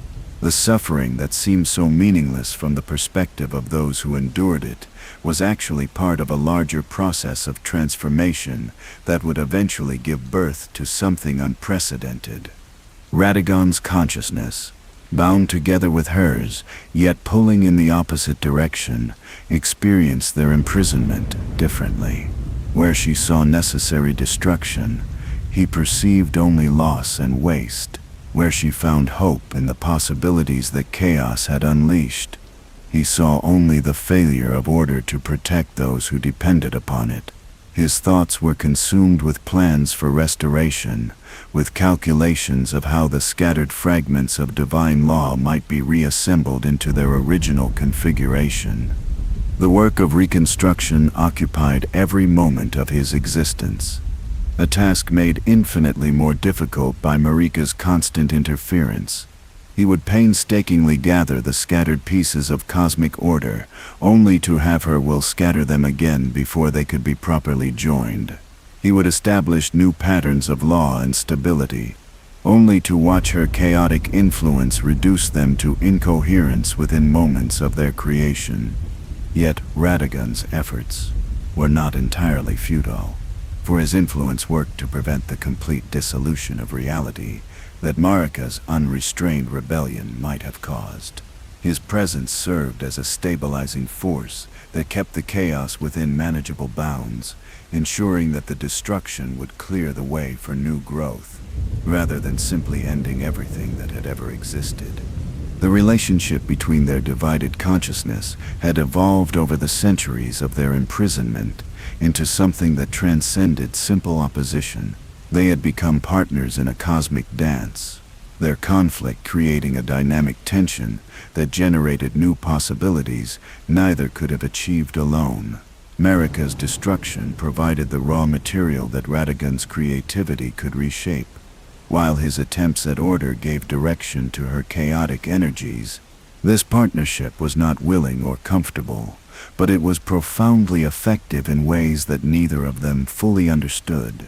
Their merged consciousness had become a kind of divine laboratory where concepts could be born, tested, and either refined or discarded without affecting the external world. The ideas that survived this process emerged into reality as influences that guided the development of the post-shattering world, in directions that served both order and freedom. The greater will's decision to bind them in this state had been more complex than simple punishment. The cosmic intelligence had recognized that neither pure order nor pure chaos could serve its ultimate purposes, that the universe required a balance between stability and change that no single consciousness could maintain. By forcing Marika and Radagon into eternal partnership, it had created a mechanism for generating that balance naturally, rather than imposing it from without. Yet the greater will had not anticipated the degree to which this forced partnership would develop its own agenda, independent of its creator's intentions. The merged consciousness of Marika and Radagon had begun to perceive patterns and possibilities that lay beyond the scope of any single cosmic intelligence. No matter how vast, they were evolving into something new, a form of divine awareness that neither fully embodied order nor chaos, but served as a bridge between them. This evolution was gradual and subtle, occurring over time scales that made centuries seem like moments. The changes were not visible to external observers, for they took place in dimensions of existence that had no physical manifestation. Yet their effects rippled outward through the fabric of reality, influencing events in ways that seemed random but actually followed patterns too complex for mortal minds to comprehend. The grace that had begun calling to the tarnished was one manifestation of this influence, a guidance that originated not from the greater will's cosmic authority, but from the hard-won wisdom of beings who had experienced both the benefits and costs of perfect order. It was a gentler form of divine influence, one that suggested rather than commanded, that offered possibilities rather than demanding obedience. Marika's awareness of these developments brought her the first genuine satisfaction she had experienced since her imprisonment began. The new form of guidance that was emerging from her suffering retained her concern for individual freedom while incorporating Radagon's understanding of the need for some degree of structure. It was neither the tyrannical order of the Golden Order nor the destructive chaos that her rebellion had initially unleashed, but something that honored both the need for meaning and the right to choose. The process of this evolution was far from complete, and its ultimate outcome remained uncertain.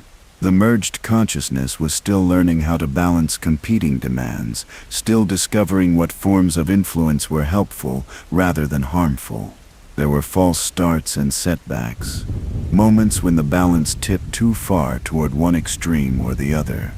Yet progress was being made, measured, not in years or decades, but in the gradual emergence of new possibilities for existence that had never been available before. The realm was slowly learning how to accommodate both order and chaos, both individual will and collective necessity, both stability and growth.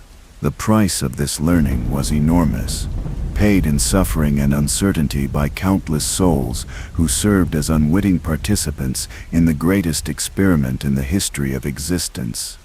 Marika's personal fate remained inextricably linked to the success or failure of this cosmic experiment. She could not be freed from her imprisonment until the new form of order had stabilized enough to function without her constant opposition to prevent excessive rigidity. Yet she also could not rest while the realm continued to suffer from the consequences of her choices, driven by a responsibility that transcended her own desires for peace or liberation. In the depths of her divine consciousness, Marika had come to understand that true redemption would not come through escape from the consequences of her actions, but through seeing those consequences transformed into something that justified the terrible price that had been paid. She sought not forgiveness, but completion, not release, but the fulfillment of the purpose that her rebellion had been meant to serve. The goddess who had once shaped reality according to divine will had become something far more complex and profound. A being whose very existence served as a bridge between what had been and what might yet become, whose consciousness had expanded to encompass contradictions that would have destroyed any lesser mind, whose love for creation had grown so vast that it could embrace even the destruction necessary for new birth. And in the sealed heart of the Erd Tree, surrounded by crystallized light and sustained by eternal conflict, Marika continued her work of transformation, no longer seeking to destroy the old order or restore it, but to midwife the birth of something that had never existed before, a reality where freedom and order, chaos and meaning, individual will and cosmic purpose could coexist in dynamic harmony. The world that emerged from the ashes of Marika's rebellion was unlike anything that had existed in the long history of the lands between. It was a realm where the impossible had become commonplace, where the boundaries between dream and waking, between past and future, between life and death, had become permeable membranes rather than absolute barriers. In this transformed landscape, the very concept of legacy took on new meaning. The inheritance that Marika had left was not a kingdom or a treasure, but a question: what would mortals do with freedom if they were truly free to choose their own destiny? The answer was still being written in blood and tears, in triumph and disaster, in acts of heroism and moments of devastating folly. The tarnished, who began returning to the lands between, found themselves inheriting not a clear mission, but an invitation to participate in the ongoing experiment of existence. The grace that called to them spoke not with the authoritative voice of cosmic law, but with something more like the whispered suggestions of possibility itself. They were not commanded to restore the old order, but encouraged to help create whatever new order might emerge from the chaos. These returning exiles brought with them perspectives that had been shaped by years of wandering in lands beyond the influence of the Golden Order. They had learned to navigate by stars that followed no divine mandate, to find meaning in struggles that promised no eternal reward, to make choices based on their own understanding of right and wrong rather than inherited doctrine. In a world where all certainties had been shattered, such experience was invaluable. Yet the freedom that these tarnished encountered was not the simple liberation that some had expected. True freedom, they discovered, was more demanding than any form of servitude, requiring them to take responsibility for consequences they could not fully foresee. Every choice created new possibilities while closing off others. Every action rippled outward to affect countless other lives in ways that could not be predicted or controlled.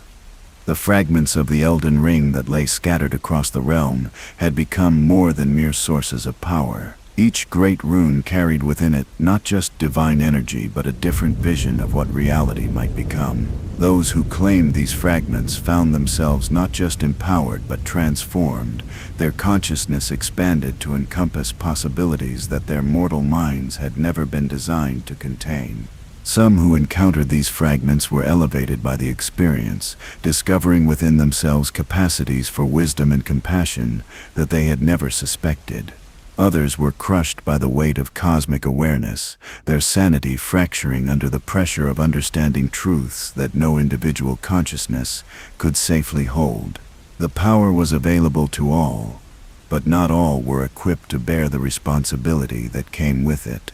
The demigods who had survived the initial chaos of the Shattering served as both cautionary tales and sources of inspiration for those who followed.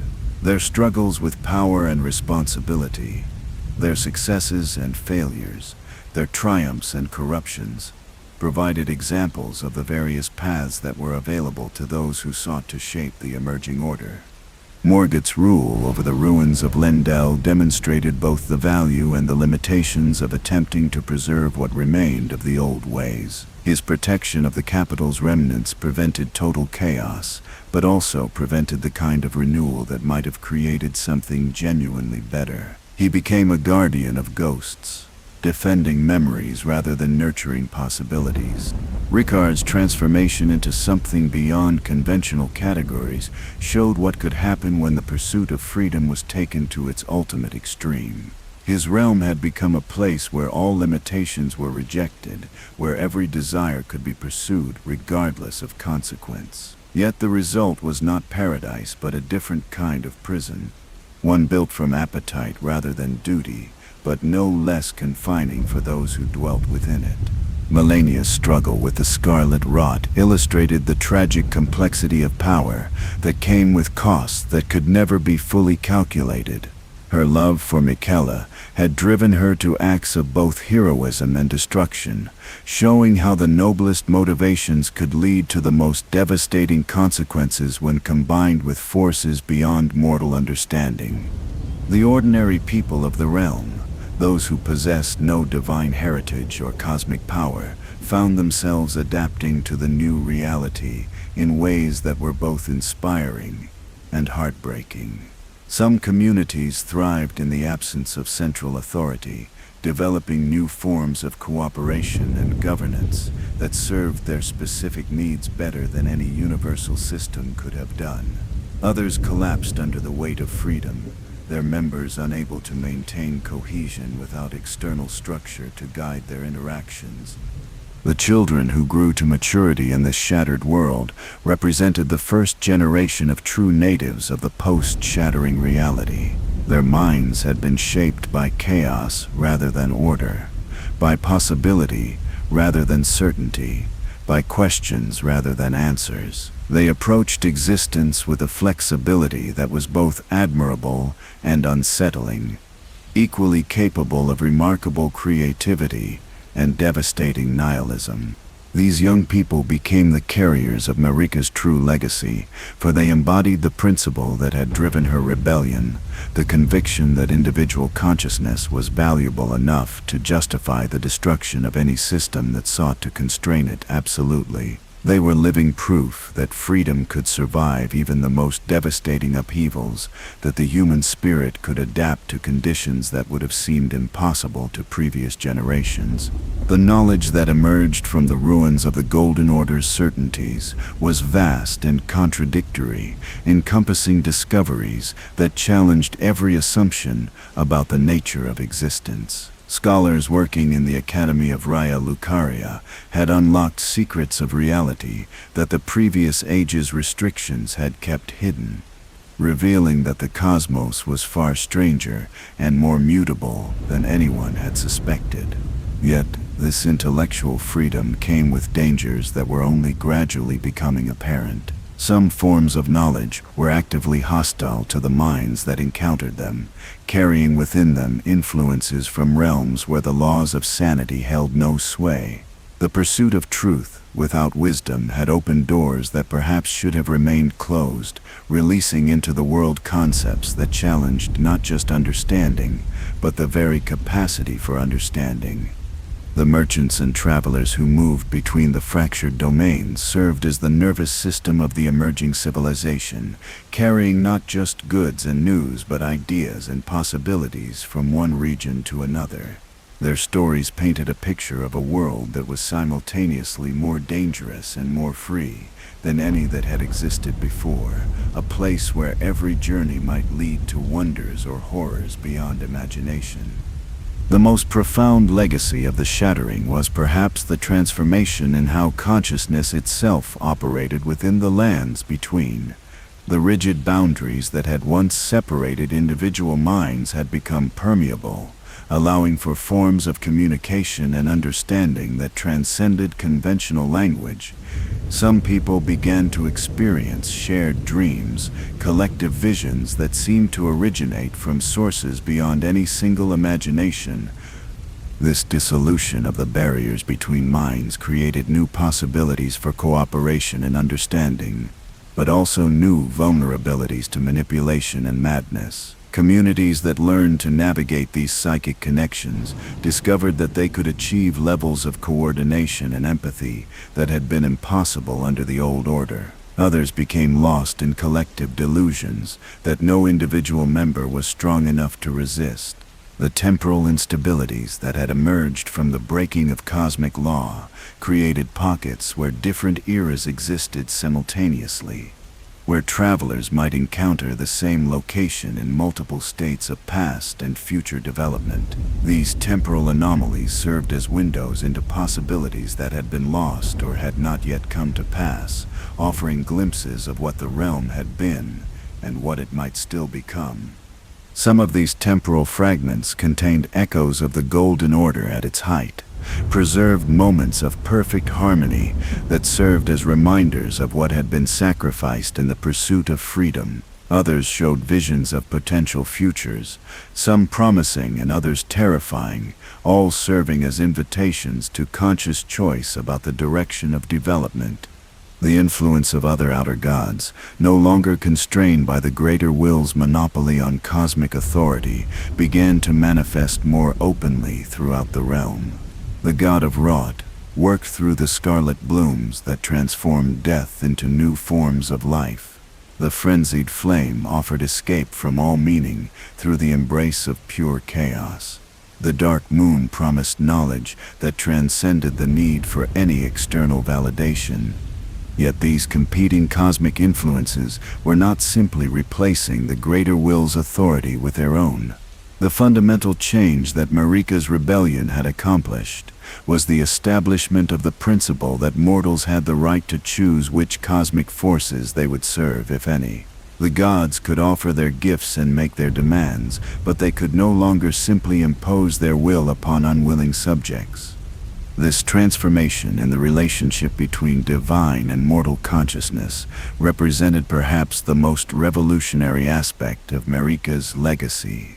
She had not simply broken one form of cosmic tyranny, but had established the possibility that consciousness itself might be sovereign, that the power to choose meaning and purpose might ultimately rest with individuals rather than with cosmic authorities.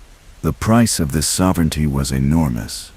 paid in uncertainty and suffering by countless souls who were forced to navigate existence without the guidance that had once been provided by unquestionable authority. Yet, for those who survived the transition and learned to exercise their newfound freedom responsibly, the rewards were equally vast. The possibility of authentic choice, genuine growth, and the creation of meaning that was truly their own. The lands between had become a laboratory for exploring the fundamental questions of existence. What forms might consciousness take if freed from all external constraints? What new types of meaning might emerge if beings were truly free to create their own purposes? What would happen if the relationship between individual will and cosmic order were renegotiated on terms of equality rather than submission? The answers to these questions were still emerging, manifesting as experiments in living that were too new and strange to be fully evaluated. Some of these experiments failed catastrophically, their participants paying the ultimate price for attempting to transcend limitations that existed for good reason. Others succeeded in ways that opened up possibilities that no previous age had even been able to imagine. And through it all, the broken fragments of the Elden Ring continued to call out to those with the courage and wisdom to attempt the ultimate challenge, the creation of a new form of order that would honor both the need for meaning and the right to freedom, both the wisdom of cosmic law and the sovereignty of individual consciousness. The legacy of the Shattering was not a destination, but a journey, not an answer, but an ongoing question about what existence might become when consciousness was truly free to choose its own path through the infinite possibilities of being. Section 11. Peaceful closing reflection. As the centuries flow like gentle streams through the broken landscape of the lands between, a strange kind of peace begins to settle over the realm that was once torn apart by divine ambition and cosmic rebellion. It is not the peace of resolution, for the great questions that Marika's actions raised remain unanswered, perhaps unanswerable. Rather, it is the peace of acceptance, the quiet that comes when even chaos learns to find its own rhythm. The Erd Tree still stands sentinel over the realm, its golden light neither as brilliant as it once was, nor as dim as it became in the darkest hours following the Shattering. The great tree has learned to breathe again, its roots drawing sustenance not just from the earth, but from the accumulated wisdom of all who have suffered and strived beneath its branches. The thorns that once sealed its heart have begun to soften, not quite opening, but no longer absolutely closed to those who approach with genuine purpose. In the deeper places of the tree, where Marika and Radagon continue their eternal dance of creation and destruction, something like harmony has begun to emerge from their endless conflict. Their opposition no longer burns with the fury of cosmic rebellion, but has settled into something more like the rhythm of breathing, the natural alternation between expansion and contraction that allows life to continue. They have become the heartbeat of a world learning to live with contradictions that cannot be resolved but can perhaps be embraced. The grace that calls to the tarnished has evolved as well, becoming less a summons to action than an invitation to understanding. It no longer promises clear answers or easy victories, but offers something more valuable, the possibility of growth through struggle, of meaning discovered rather than imposed, of wisdom earned through experience rather than inherited through doctrine. Those who follow its guidance find themselves not on a path toward a predetermined destination, but on a journey of continuous becoming. The scattered fragments of the former demigods have found their own forms of rest. Morgoth's vigilance over Lendel has transformed from desperate preservation into patient guardianship, his protection of the old order creating space for new growth rather than simply preventing change. The scarlet rot that once threatened to consume all life has learned to bloom in patterns that create beauty alongside decay, showing that even destruction can serve the cause of renewal when guided by love rather than hatred. Rykard's endless appetite has become something more like digestion, breaking down the rigid structures of the past, not to destroy them but to transform them into nutrients that can feed new growth. His realm has become a place where the impossible is not just permitted, but cultivated, where the boundaries between dream and reality have become so thin that new forms of existence can slip through the cracks. The underground cities of the Nox have begun to send emissaries to the surface world, their silver tears no longer falling in sorrow, but flowing like streams that carry ancient wisdom to places where it can take root in new soil. The eternal cities are eternal no longer, having learned that true permanence comes not from resistance to change, but from the ability to adapt while maintaining essential identity. Even the fire giant's flame has found new purpose, its heat no longer burning in defiance of cosmic order, but warming the hearts of communities that have learned to live with uncertainty. The fire that once threatened to consume everything now serves those who understand that some things must be burned away before others can grow, that destruction and creation are partners rather than enemies in the dance of existence. The ordinary people of the realm, those who never wielded cosmic power or divine authority, have perhaps adapted most successfully to the transformed world. They have learned to build communities based on mutual aid rather than hierarchical command, to make decisions through collective wisdom rather than individual decree, to find meaning in small acts of kindness rather than grand gestures of cosmic significance. Their children play games that would have seemed impossible under the old order, imagining themselves as beings who can reshape reality through will alone, while still understanding the importance of caring for one another. They are growing up in a world where magic is commonplace, but compassion is precious, where power is available to all but wisdom must still be earned through experience. The merchants who travel between the scattered settlements carry more than goods in their packs. They bear stories of communities that have found new ways to live, of individuals who have discovered unexpected sources of strength, of places where the impossible has become everyday reality. Their tales weave together into a larger narrative of a world that is learning to heal, not by returning to what it was, but by becoming something it has never been before. The scholars of Raya Lucaria have begun to develop new forms of knowledge that honor both reason and mystery, that seek understanding without demanding the right to control. Their research has revealed that the universe is vast enough to contain contradictions that would have seemed impossible under the rigid logic of the Golden Order. That truth itself might be something that grows and changes, rather than a fixed principle waiting to be discovered. In the deep places of the earth, where the roots of the Erd tree drink from springs that have flowed since the beginning of time, new forms of life are stirring.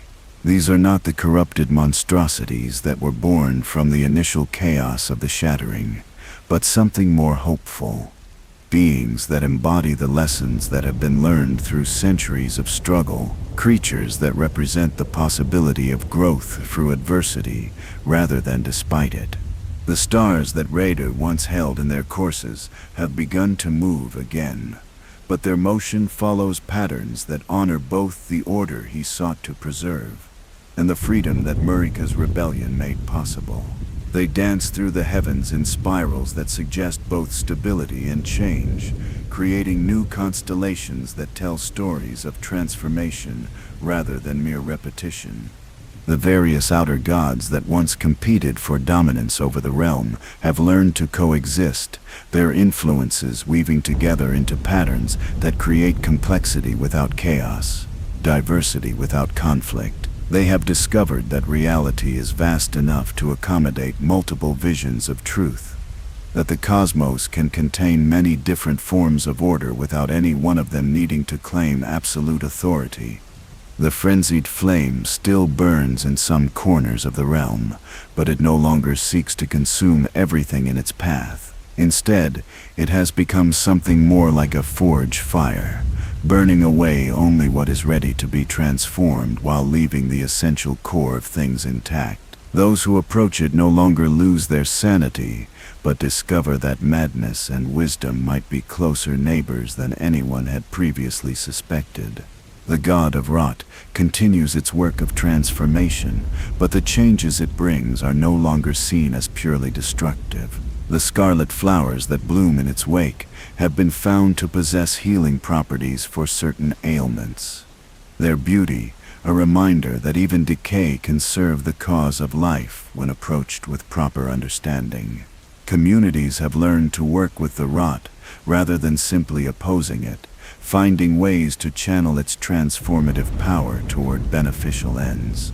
The dark moon's influence has become a source of alternative vision rather than dangerous heresy, offering perspectives that complement rather than contradict the insights provided by other sources of wisdom. Those who follow its guidance discover not escape from reality, but deeper engagement with aspects of existence that daylight consciousness cannot perceive. In this transformed world, the concept of pilgrimage has taken on new meaning. Rather than journeying toward a fixed holy site to receive predetermined blessings, travelers now set out to discover what the world might teach them about the possibilities of existence. Their destinations emerge organically from their journeys rather than being determined in advance, and the insights they gain are unique to their individual paths of exploration. The ruins of the old order have become foundations for new growth rather than monuments to past glory. Ancient castles serve as frameworks for communities that have learned to live without kings, while abandoned temples have been transformed into schools where multiple forms of wisdom are taught side by side. The physical structures remain, but their purposes have evolved to serve the needs of people who have learned to think differently about power and authority. As night falls over the lands between, the Erd tree's gentle glow illuminates a world that has learned to find beauty in its own brokenness, meaning in its own uncertainty, hope in its own continuing capacity for transformation. The tree's light no longer promises answers, but suggests questions worth exploring, no longer commands obedience, but invites participation in the ongoing experiment of existence. The wind that moves through the tree's branches carries the whispers of all who have lived and died beneath its shelter, their voices joining in a chorus that speaks not of completion but of continuation, not of arrival but of journey, not of final truth but of endless possibility. Their song is neither triumph nor lament, but something more complex and beautiful, acceptance of the mystery that consciousness represents in a universe too vast and strange for any single mind to comprehend. And in this gentle moment between day and night, between what has been and what might yet come to pass, the lands between rests in the peace that comes not from the resolution of all conflicts, but from the understanding that some struggles are worth continuing forever, that some questions are more valuable than any possible answers, that some journeys matter more than any conceivable destination. The story of Marika's rebellion has become legend, but legends are living things that grow and change with each telling. Her tale is no longer just about a goddess who defied cosmic order, but about every soul who chooses love over fear, growth over safety, the uncertain promise of freedom over the comfortable certainties of servitude. Sleep comes gently to this transformed realm, not as escape from reality, but as preparation for new dreams, new possibilities, new ways of being that tomorrow's light might reveal. The Erd tree's golden radiance dims to a soft glow that promises rest without ending, peace without stagnation, dreams that honor both the beauty that has been lost and the beauty that has yet to be born. And so the lands between waits, patient as stone and fluid as water, ready to welcome whoever might come to help write the next chapter in the endless story of what it means to be conscious in a cosmos that is always becoming something more than what it was before. In the quietness of this eternal twilight, where even the wind holds its breath in reverence for the mystery of existence, all possibilities remain open, and all dreams remain within reach, for those with courage enough to pursue them. Rest now, and dream of gold, dream of transformation. Dream of tomorrow's light, revealing wonders that today's imagination cannot yet conceive. The tale continues, in the sleep of those who hear it, in the dreams of those who dare to imagine what freedom might become when tempered with wisdom, what order might look like when built on love rather than fear, what legacy the next generation might leave for those who will come after them in the endless dance of becoming that we call life. And in the gentle silence that follows, even the Erd tree seems to sigh with contentment, its ancient roots drinking deep from springs of possibility that will never run dry,